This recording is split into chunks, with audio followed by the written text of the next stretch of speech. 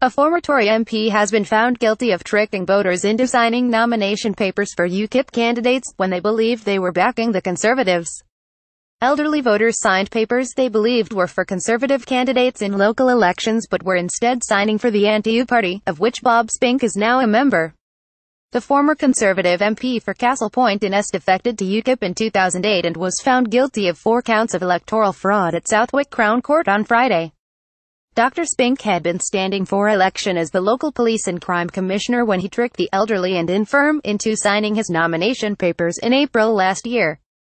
A court heard how elderly signatories did not understand what they were signing, and how he continued to collect signatures from people unaware he was the UKIP candidate for the Castlepoint Borough Council elections.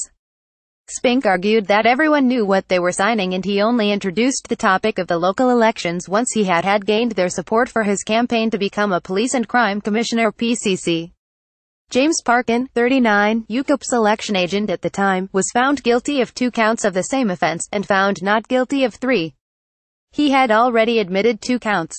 A police investigation into the Castlepoint Borough Council elections began before polling day when a resident called Rupert Duke discovered his name had been added to a nomination form for a UKIP candidate called Lucy Parkin, who was a relative by marriage of the younger defendant.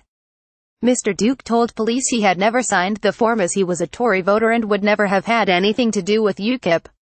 Prosecutor Tom Nicholson pointed to local residents whose signatures appeared on nomination forms apparently backing Ms. Parkin as a UKIP local election candidate.